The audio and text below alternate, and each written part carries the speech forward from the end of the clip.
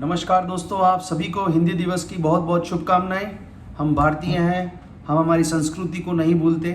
हमें यही सिखाया गया है, संस्कारों में यही सिखाया गया है हमारे पेरेंट्स के द्वारा कि हम हिंदू हैं, हम हिंदुस्तान में रहते हैं और हम हिंदी दिवस का बहुत बहुत धन्यवाद करते हैं।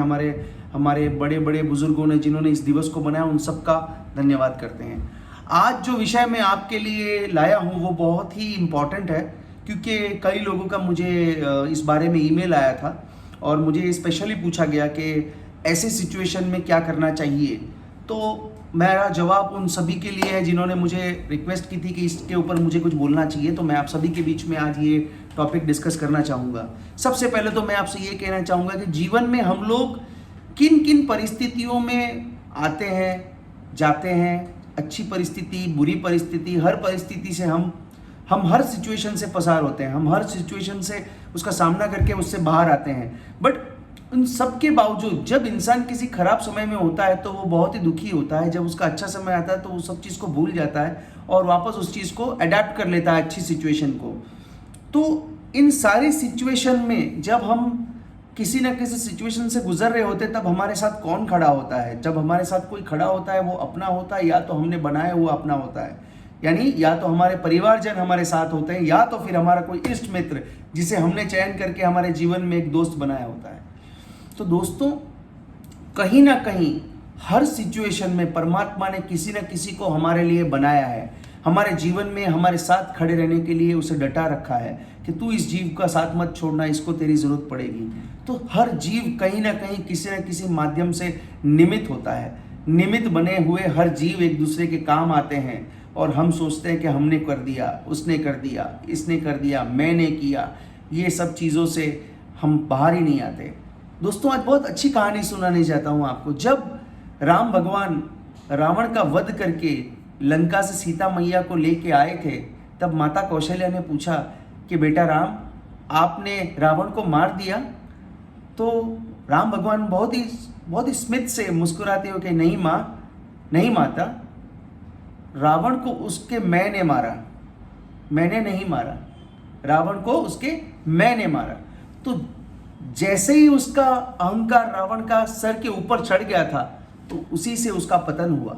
दोस्तों, क्यों घमंड करना, क्यों अहंकार करना किसी भी चीज पे? बार बार ये चीज मैं आपसे डिस्कस करता आ रहा हूं।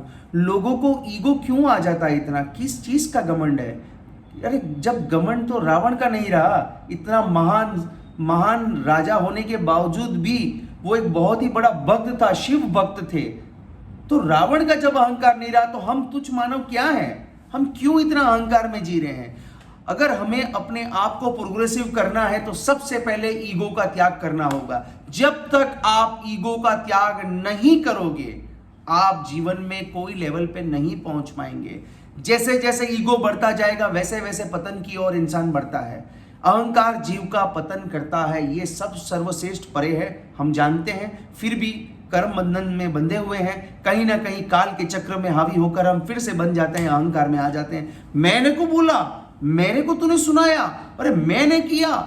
ये सब चीजों से आदमी जब तक बाहर नहीं आएगा तब तक जीवन में कभी सफलता प्राप्त नहीं होगी। दोस्तों, जब तक मैं है तब तक हरि नहीं। मैंने आपको शुरुआत में इसलिए कोई चीज डेडिकेट की कि जब इंसान बुरे या अच्छे वक्त से पसार होता है तो उसे किसी न किसी की जरूरत पड़ती है, और जब जरूरत पड़ती है जो इंसान उसके लिए खड़ा रहता है उसे यही लगता है कि इसका तो मैंने किया, उसका तो मैंने किया, उसकी तो मदद मैंने की। अरे मेरे भाई, सब लिखा हुआ है, कोई किसी के लिए कुछ नहीं कर रहा है, सब निमित्त है। आप किसी के लिए कुछ नहीं कर रहे हैं। करने वाला वो विधाता जिसने ये रचा है सब कुछ, वही आपको भेजते हैं दूत बना के, जा इसकी मदद कर। जब तक आप इस संसार में हैं तब तक यदि आप इस चीज को स्वीकार लेंगे कि करने वाला वो है, कराने वाला वो है, तो मेरे दोस्तों जीवन इतना सफल हो जाएगा कि आपको कभी भी आपको बुरे वक्त का एहसास नहीं होगा। हर क्षण हर पल आपको अच्छाई ही दिखेगी कि हाँ, मेरा पल बहुत अच्छा है। My life is beautiful because I help each other, I help everybody, I try to help many people. वो आई जहाँ है उसको हटा के साइलेंट करके प्रभु करा रहा है। हम तो निमित्त हैं, करने में निमित्त हैं, कराने में निमित्त है, सब वही करते हैं। तो दोस्तों, ईगो नहीं रखना है लाइफ में। Ego is the bad part of our life which we have to always reject from our life, reject egoistic life, always keep positive thoughts, towards others. दूसरे की लाइफ में झांकना छोड़ दो, सीसीटीवी मत बनो। वो क्या कर रहा है, वो क्या खा रहा है, उसने क्या खाया, अरे उसने ये खाया, उसने ये पिया, अरे वो तो इधर घूम रहा है, वो तो उधर घूम रहा है। ये सब चीजों को छोड़ दो यार। आप अपने आप में रहो। जब तक आप अपने आप में मौज रहो, नहीं मिले तो खोज लो, मौज में रहो। बस मेरा कहने का तात्पर्य आप सभी को यही है कि आप अपने आप में इतने खुश रहो कि किसी और की जरूरत ही नहीं है आपको। कोई और आपकी लाइफ में आए या ना आए कोई फर्क नहीं पड़ता है। You are happy with your own self, you have your keys with your own self. Never try to interfere in anybody's life. किसी को मत कोसो, किसी को मत पीठ पीछे बुरा बोलो। अपने अपने लाइफ में मस्त रहो यार, खुश रहो। देखो लाइफ बहुत ही अमेजिंग है, आपको बहुत मजा आएगा इस जीवन में यदि आप अपने आप में रहेंगे। When you resemble yourself, you will definitely enjoy your life. Nobody can take away that enjoyment from you. जब तक आप अपने आप में हैं, आप जिंदगी में अपने बादशाह हैं। ना किसी से कोई लेना देना, ना किसी की लाइफ में इंटरफेरेंस। मस्त रहो, स्वस्थ रहो, अपना खाओ, अपना कमाओ, अपने घर जाओ, घर से ऑफिस, ऑफिस से घर, या जहीं भी आप काम करते हो, जो भी आप व्यवसाय करते हो, वहां पर जाइए, वहां पे एंजॉय कीजिए अपने वर्क को और वापस अपने घर आइए और वो टाइम बाकी का अपने फैमिली के साथ अच्छे से स्पेंड कीजिए। जीवन उसी के लिए अच्छा है जो समझ जाए कि जीना अपने आप में ही है। Look into yourself. जब हम भगवान के पास जाते हैं तो हम ऐसे ही करते हैं। तो परमात्मा, जो भगवान के हम पास जाते हैं, परमात्मा उनसे भी यही मैसेज दिलवाते हैं कि अपने अंदर झांको, बाहर बाहर खोजते अंतर की सुधि नाही, बिन सदगुरु पावो नहीं, भटकी मरो जग माही। यही तो हमें हमारे गुरु भी सिखाते हैं कि बाहर बाहर मत ढूंढो, अंदर में सब कुछ खुशी अंदर है, यही अपने को झांकना है अंदर। इसी के अंदर सब कुछ है, इसी के अंदर सब कुछ छुपा हुआ है। यही रहस्य, यही राज हमको जानना है और लोगों तक पहुंचाना है, ना कि किसी की लाइफ में इंटरफेयर करके उसको और किसी को दुखी को और दुखी करना है। अरे भैया, किसी की मदद नहीं कर सकते, किसी का अच्छा नहीं कर सकते, तो किसी का बुरा भी मत सोचो यार।